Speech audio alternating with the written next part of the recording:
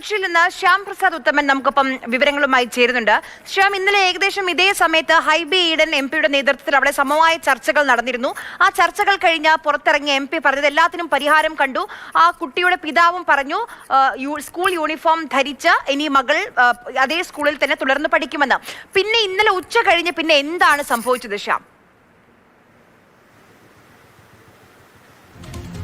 അറിയ അതിനുശേഷമാണ് മന്ത്രിതലത്തിൽ ഇടപെടലുണ്ടാവുകയും പിന്നീട് സ്കൂളിന് ഗുരുതരമായ വീഴ്ചയാണ് സംഭവിച്ചതെന്നും സ്കൂളിനെതിരെ നടപടി ആവശ്യപ്പെട്ടുകൊണ്ട് റിപ്പോർട്ട് സമർപ്പിക്കാൻ വിദ്യാഭ്യാസ വകുപ്പിനോട് ആവശ്യപ്പെട്ടുവെന്ന് മന്ത്രി പറയുന്നു. അതിൻ്റെ അടിസ്ഥാനത്തിൽ പെട്ടെന്ന് തന്നെ വിദ്യാഭ്യാസ വകുപ്പ് റിപ്പോർട്ട് സമർപ്പിക്കുന്നു. ആ റിപ്പോർട്ടിന്മേലാണ് മന്ത്രി ഈ സ്കൂളിനോട് ഇത് സംബന്ധിച്ച് വിശദീകരണം ആവശ്യപ്പെട്ടത്.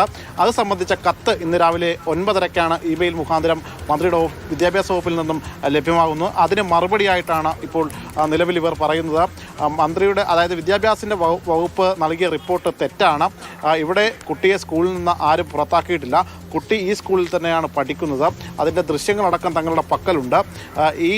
ഈ കാരണങ്ങൾ കൊണ്ട് വെറുതെ അനാവശ്യ വിവാദങ്ങളിലേക്ക് മന്ത്രി ഉണ്ടാക്കേണ്ടതില്ല എന്ന കാര്യമാണ് പറയുന്നത്. എന്നാൽ ഈ വിഷയത്തിൽ ഹൈക്കോടതിയെ കൂടി സമീപിക്കാൻ ഒരുങ്ങുകയാണ് സ്കൂള്. എന്നാൽ ഇത് കൂടാതെയാണ് ഇന്ന് വിദ്യാഭ്യാസ മന്ത്രി ഇത് സംബന്ധിച്ച് വീണ്ടും മാധ്യമങ്ങളെ കണ്ടപ്പോൾ ആ വിഷയത്തിൽ രമ്യമായി പരിഹരിക്കപ്പെടണമെങ്കിൽ പരിഹരിക്കപ്പെടട്ടെ എന്ന് പറയുന്നതിനൊപ്പം ഈ NOC ഉൾപ്പെടെയുള്ള കാര്യങ്ങൾ അത് പുതുക്കേണ്ട സമയമൊക്കെയാണല്ലോ എന്ന സൂചന കൂടി നൽകുന്നു. അതൊരു ഭീഷണി എന്നോണമാണ്. എന്നാൽ അതിനെതിരെ ഇപ്പോൾ സ്കൂളും രംഗത്ത് വന്നിട്ടുണ്ട്. അതായത് ഇത്തരത്തിൽ CBSE NOC അഫിലിയേഷന് വേണ്ടിയിട്ടുള്ള NOC സംസ്ഥാന സർക്കാർ അല്ല നൽകുന്ന കാര്യം എന്നതാണ് മന്ത്രി അറിയണം എന്നതാണ് നിലവിൽ ഇപ്പോൾ അഭിഭാഷക വ്യക്തമാക്കിയിട്ടുള്ളത്. ഇത്തരം കാര്യങ്ങൾ പറഞ്ഞുകൊണ്ട് സ്കൂളിന്റെ സ്റ്റാൻഡ് വിവരങ്ങൾ നൽകിയത്. ശ്യാം പറഞ്ഞതുപോലെ ഹൈക്കോടതിയെ സമീപിക്കാൻ തന്നെയാണ് സ്കൂൾ മാനേജ്മെന്റിന്റെ തീരുമാനം. അതോടൊപ്പം തന്നെ വിദ്യാഭ്യാസ മന്ത്രിക്ക് കൃത്യമായി ആ 8ാം ക്ലാസ്സിൽ പഠിക്കുന്ന ആ വിദ്യാർത്ഥിനി ഇന്നും ആ സ്കൂളിലെ വിദ്യാർത്ഥിനിയാണ്, അവിടുത്തെ സ്റ്റുഡന്റ് ആണ് എന്ന് വ്യക്തമാക്കി റിപ്പോർട്ട് നൽകിയെന്നും പ്രിൻസിപ്പൽ അറിയുന്നുണ്ട്. സ്കൂളിലെ അഭിഭാഷകന്റെ പ്രതികരണം കൂടി നമുക്ക് കേൾക്കാം. സോ ഇതിനകത്ത് ഒരു അബ്സല്യൂട്ട്ലി ഇല്ലീഗലായ അബ്സല്യൂട്ട്ലി പെർവേഴ്സായ കാര്യങ്ങൾ പഠിക്കാത്ത ഒരു ഓർഡറിലേക്കാണ് വിദ്യാഭ്യാസ മന്ത്രി കടന്നിരിക്കുന്നത്. വിദ്യാഭ്യാസ മന്ത്രി ആ സ്റ്റാൻഡ് മാറ്റിയേ മതിയാവും.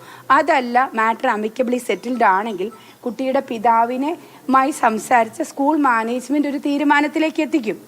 ജെൻഡർ ന്യൂട്രൽ യൂണിഫോംസ് എന്ന് വെച്ചാൽ ലിംഗപരമായ വ്യത്യാസം പോലും ഇല്ലാതെ ആണും പെണ്ണും ഒരേ വസ്ത്രം ധരിച്ച് സ്കൂളിൽ എത്തേണ്ട ഒരു കാലത്ത് ഇത്തരത്തിലുള്ള മൈന്യൂട്ട് വിഷയങ്ങളിലായിരിക്കരുത് വിദ്യാഭ്യാസ വകുപ്പിന്റെ ശ്രദ്ധ.